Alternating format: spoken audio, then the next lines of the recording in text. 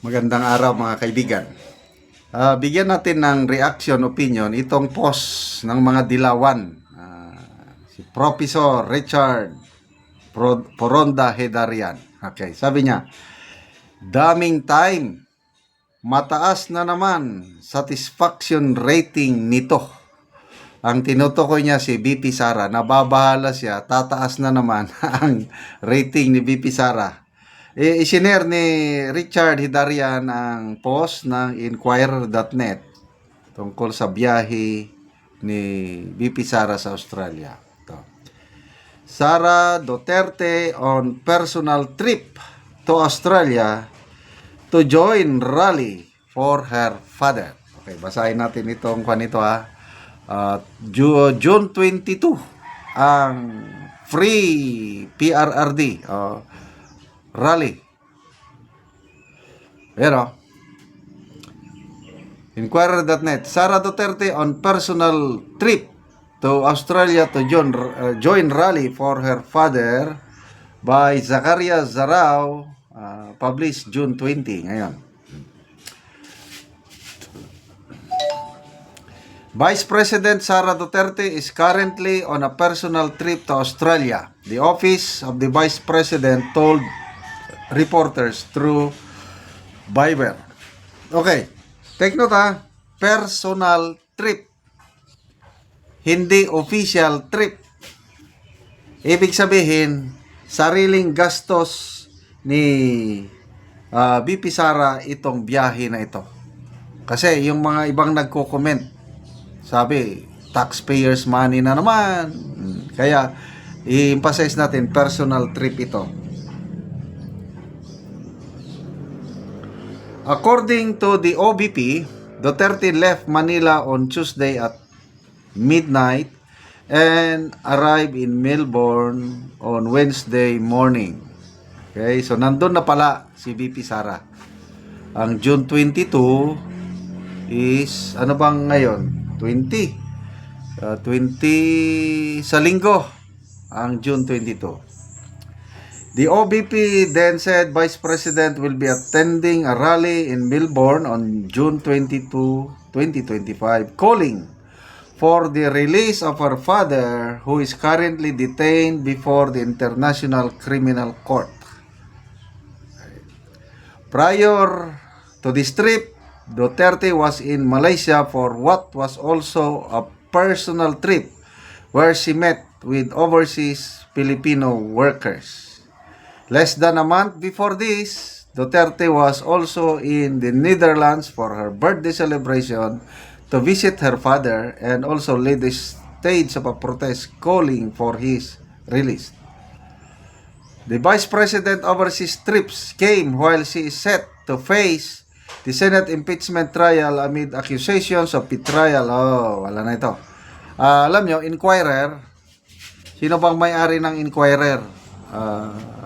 I think related sa mga Romualdez ang may-ari ng Inquirer. Kaya ganito yung mga articles nila, mayroong alam nyo na yun, may pagka But balik tayo kay Richard Hidarian.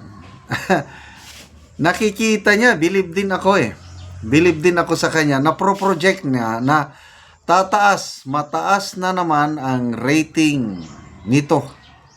Kasi marami siyang time. Vice President siya eh. Ano ba ang trabaho ng Vice President? Spare tire lang ang Vice President. Hintayin niya na ma-incapacitate o mag-resign ang presidente bago siya uupo as presidente. Ganun lang ang trabaho ng Vice President. So, pabor yun sa Vice President.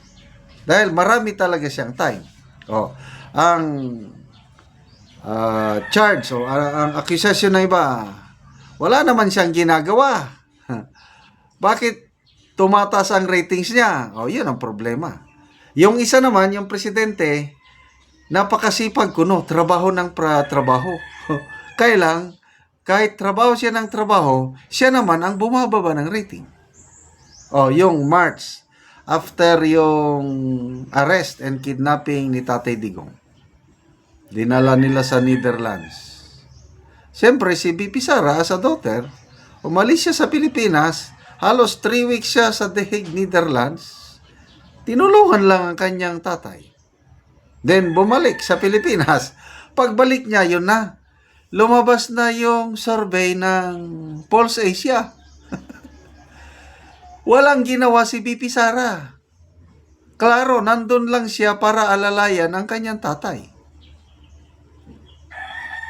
So yung dating mababang rating ni BP Sara, I think, I don't know, biglang tumaas. Siya ay pinakamataas, 61%, if I'm not mistaken, ang kanyang approval or satisfaction rating. Samantalang si BBM, bumaba from 42%, naging 25%. Nawalan siya ng 17 points. Si BP Sara, I don't know kung ilan yung tinaas. Oh, ito yung basihan siguro ni Richard Hidarian na tataas na naman ang rating dahil marami siyang time. Oh, sabi ng Inquirer, kagagaling lang ni BP Sara sa Malaysia, nakipag-meet sa mga OFWs. Galing siya sa Qatar. Nakipag-meet sa mga OFWs. Galing siya sa The Hague, Netherlands. Nakipag-meet sa mga OFWs. O dito na naman sa Australia. Mga Filipino community. Yung binasa ko yung mga comments, ang aga namang pangangampanya, wala kayong magawa. Although, indirectly, the fact na nag-i-engage siya heart-to-heart talk sa mga Filipino community, talagang ano na yan, paghahanda na yan. Aminin man natin o hindi, indirectly, paghahanda na yan. Kasi,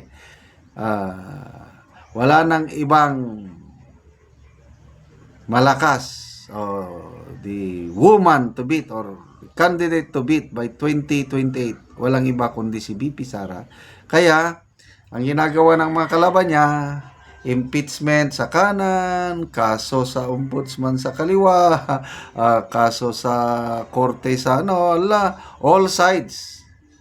Kaliwat kanan na kaso, legal battles. Kaya lang, tingnan nyo, ayan, pabiyahe-biyahe lang si BP Sara. So, wag kayong magtaka, pag yung lalabas na survey results, magdilang anghel si Richard Hidarian na tataas na naman ang ratings ni BP Sara. Okay, salamat sa inyong pagsubaybay sa ating channel, mga kaibigan. Nakakatulong kayo ng malaki sa tribong Talandig ng Bukidnon dahil ang sweldo natin sa channel na ito is pantulong natin sa tribo. Sa ngayon, namimigay tayo ng mga yero at pako para ang tribo makapagpatayo naman lang ng mas disenteng tirahan nila. Panoorin ninyo ang video na ito. Kusog kayo ang ulan. Kaya sa pamabusin. Ikaran na. Una ni siya ang natagaan og yero. O bisan pa sa kusog kayo nga ulan. Daghang salamat, sir. Salamat siya sa sin nga nahatag sa iya.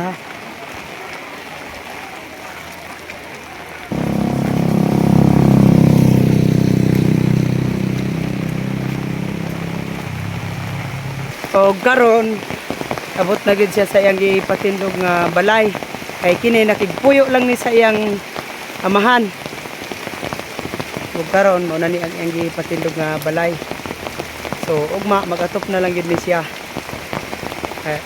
Kay ulan namang gyud, kusog kayo ang ulan apan sa ilang kalipay di kuha digid nila ang sin. Unang-una akong pasalamatan ang atong Ginoo o kanang atong nag-sponsor o salamat sa iyang gihatag nga sin kay makabalay na gyud ko. Unya nagigpuyo ra ko sa akong mama karon makalain na gyud ko. Kaya daghang salamat. Yan da. At salamat ko kay kuan kanang madagan pa ang matagan ani nga kuan ug sin para dagan gyud ang magkapanalamat sa inyo ha. O kiran bisan pag ulan di ko gyud nako ako sin kay excited kay mi. Oo. Na kaming tanan natagan diri sa sitio Gayton. Oo. So, salamat kayo. Salamat kayo sir. Oh, salamat. Salamat. Oo.